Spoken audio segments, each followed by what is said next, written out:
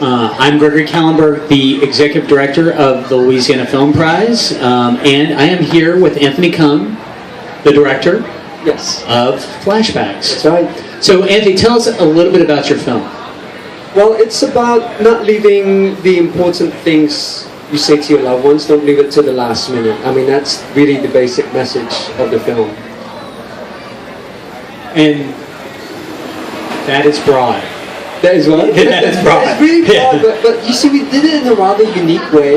We kind of like hammered the issue over and over again with each different pair of actors, and that so that, you know, maybe the audience can relate to one pair but not to the other pair. So we had like a husband and wife, lovers, brother, sister, mother, daughter, and so we just hammered that point over and over again, and that's how we got the point across. And I can tell you're an actor, right? Yes, I am. So you're used to speaking in platitudes. Yes, yes, absolutely. Because there is something very central to your film. I mean, it's a sort of a central event, right? And things sort of rotate around that event. Tell us a little bit about what that event is. Well, the event is someone going through an accident, and then the reason why I called it flashbacks is because she's looking back in time as to all these things that had happened, and then now the question is on her. And so that's where the climax of the story comes. I mean, that's how it rotates around that. Ladies and gentlemen, Anthony Kung, the director now. That's perfect. Yes, thank you. You know, it's interesting because I always get that sensibility when I interview an actor who's a director. There really is sort of a dual role and two really very strange worlds that you live in. Right. What was it like directing this? And you're also in. I was also in it too. Yes. I was in it because I was just a backup actor, and we were like one short, so I thought, okay, I'll go ahead and do this. Excellent. Yes. But I had the experience was I had one previous experience where I also directed a film and acted in it for the first time. And I remember the experience of doing that because when you're a director, you're so used to getting everything right before you say action. And so when I did that the first time, I had to kind of like go to the front of the camera, get ready, put on my actor's hat, and I called out action myself. And all of a sudden, you just feel the shift in your head where the logical mind is not there anymore, and you just have to feel everything. Yeah. And so it took me a moment just to kind of like feel that and then act to the part. And once you were done with it, you have to kind of like flip back to the other side and say, cut. And so it was it was a strange feeling. I mean, it almost felt like a dual personality, but almost like schizophrenia, isn't it? Yes, exactly. Yes, there you go. There you go. You have your next film all ready to go. So, and you have a very interesting story as to how this came about. One, how did you hear about the film prize? And two, tell us about kind of this ensemble exercise that this kind of started with. Right. I heard about it on Facebook. You know, everyone was talking about it. And so one of my actor friends came up to me and said, why don't we submit our exercise into this Louisiana Film Prize? And I thought, well, you know when someone puts out a motion and someone seconds that, she basically seconded it. And I thought, okay, let's do it. But the exercise came about because all the actors you see in the film is from one school, the Nancy Chartier Film Acting Studio.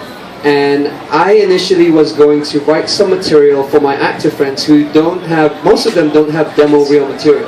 And you know, a demo reel is the actor's business card. They show to the director, I've done this stuff, it's like a minute long, 2 minutes long. And so I said, okay guys, let me write this stuff. I'll give you FaceTime so that everyone's going to have their chance on having demo reel material. So that's how we ended up with 15. People. I mean, I didn't set out to go for 15, such a huge number, because it's a film short. I was just making sure everyone in class was covered.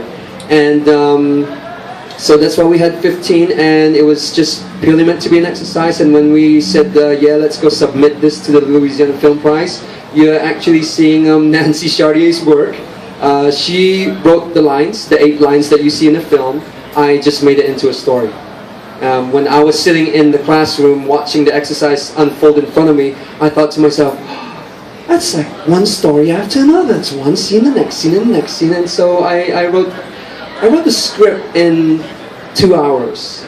It was just one of those. Yeah, it was just one of those. You know when you get struck by creativity? No, I don't know anything like that. Well, no. Yeah, that creative person, and and so I sat down the next morning, like at 9 o'clock, and I wrote, and I finished by 11 a.m. and I thought, this is it. So it's a beautiful piece, and what's interesting is it. Well, there's certainly a very interesting twist that we don't want to give away. Right. But it also feels a bit atmospheric too. I mean, I realize it was an acting exercise, right. But there's a feeling there that was very real and very honest. And can you talk a little bit about maybe what it was like on set? I mean, there was an intensity there, I guess, is almost how I would describe it. Yeah, I think a lot of that credit has to go to the actors themselves, because we all come from the same school, from Nancy Chartier, all the same training, and so we were able to focus on what we needed to do, what we had in front of us. But what we had on set was just a lot of camaraderie going on. We knew each other well, we can fool around, joke around, but when it came time to doing the exercise, i.e. being in front of the camera, we just all put our hats on, and it turned out much better than I thought, because when you talk about a film short, which I've never done one, by the way, yes. When you have to make sure that you go from one scene to the next, to carry some sort of that, like you said, that atmosphere on, really I have to credit the actors for doing that, because the fact that we knew each other definitely helps, because if I had someone that's completely brand new, it might take me time to get to know, okay, I know what your acting style is, so I was able to bring out what I wanted from each of the actors depending on their style, because I knew them from class. So I knew one person would be more like she would like for us to talk through it for her. Another person would like to be left alone, sit in her corner, think about it, and then come to the front of the camera. So I knew the styles of all my actors. And it's interesting because now that you bring it up, there was a real chemistry there.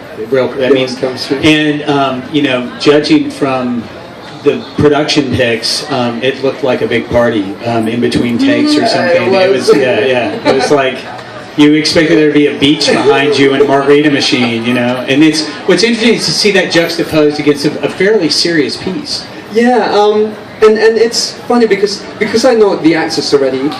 So I would, if I needed, like for example, we had a couple who were supposed to be divorced couples, but I knew the two actors who were always in class playing married couples.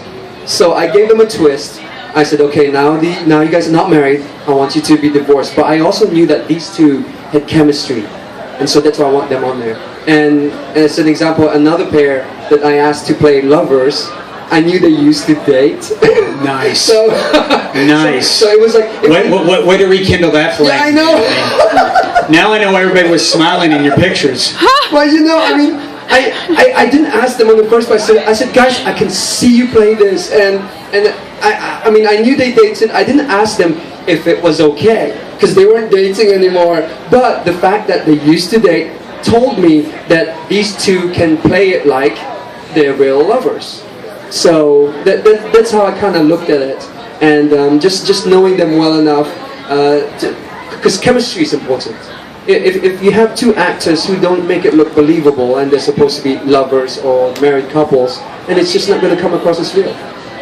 So, sun is setting over the Louisiana Film Prize. Give us your take on the Film Prize, your Film Prize experience, and also what it was like seeing flashbacks on the big screen. Oh, my experience here, we watched like 20 films all in a row with 2 blocks, one after the other.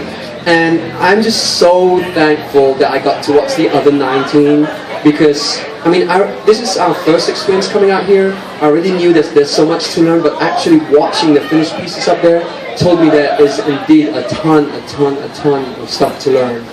Just talking to the other filmmakers, they're talking about stuff I'm just not even familiar with, so I'm just like soaking in everything.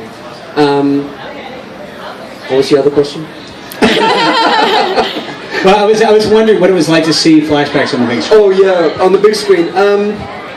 It was a surreal experience, because you see your work you see on the computer screen all the time, and you see it over and over again. You're thinking, yeah, I've seen this one too many times. I can close my eyes and know what happens. But when it actually comes on the big screen, and you see everyone's faces on it, it just makes you feel so grateful that everyone got together to do this project. They had so much heart in it, and there was a lot of chemistry. They had a lot of fun behind the scenes on set.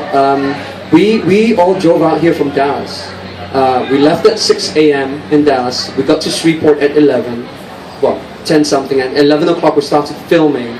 And we filmed like 15 straight hours up till 2 a.m. where we wrapped. And then we drove back to Dallas and got back at 6. So in 24 hours, it wasn't meant to be a 24-hour thing. But, you know, keeping costs down and thinking, okay guys, you don't have a place to stay tonight, so we are driving home. You know, and it was you know, if you saw the wrap picture that we took at 2 a.m., everyone all smiles. Oh, so that was giddiness. That was, or actually, I'm sorry, deliriousness. Deliriousness. We were going insane, saying, "Oh my gosh, it's finally over!" But you know, they were all smiles at 2 a.m. Yeah, and so you're feeling the Film Prize love. You're feeling that love for you. Film Prize love, yes, I do. Excellent, excellent. So, ask this of everyone. Right. And by the way, I do not know who it is until I open the envelope. Okay, I don't want to know. Right. So Sunday, that envelope gets opened. In there is the name Flashbacks. Right. What are you feeling? You think, and what does that money mean to you? What I would be feeling if it came out that way. I would say, was that a Socratic method? Like where you asked me the question back? I'm just trying to clarify.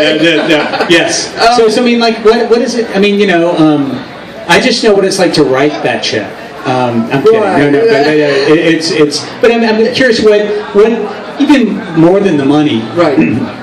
More than money. What does it mean to you as someone who is advancing himself as a filmmaker and wants to keep doing this? Well, you know, I mean, the money is something that I see, you know, as a reward for the work that we've done. But really, I mean, my passion for making films, I'll just keep writing, keep filming, keep writing and filming.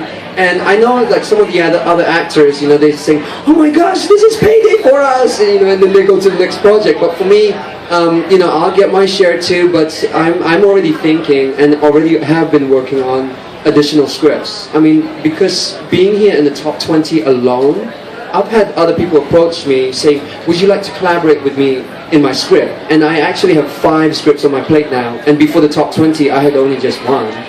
But, you know, now I have people that seriously wanted my creative part, wanted to collaborate, and I'm more than happy to. But even being in the top 20 alone, I'm just grateful. That's fantastic. Everyone, give a big hand for Anthony Cohn.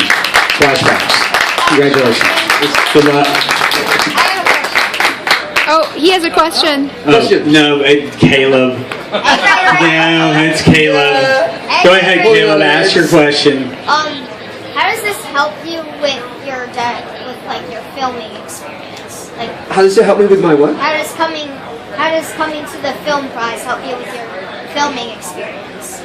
Well, I get to see a lot of the expertise that the others have, you know, been doing for so long. I mean, some of these guys actually went to school with a degree and know what to do with all these approaches. I've just learned this from scratch. I mean, initially when I met Gregory, you know, we were like high-fiving because, you know, we're from the same alma mater from USC, and Gregory assumed that I went to the film school at USC like he did. I went to the engineering school. And the fact that Gregory thought that's a different part of the campus, by the way. Yes, the engineers are the ones who actually make money. It's just across the walkway. We're not that far. Yeah, exactly. But I mean, the fact that Gregory thought of that of me, I mean, I was just like in awe. I'm thinking, oh my gosh, I'm just an engineer, aerospace too. So, you know, rocket scientist. But but you know, coming here is just an awesome experience. All right, that's all I can say. All right. Great. I left my big book of questions over at our booth. I'll talk to you after. Give him a big hand.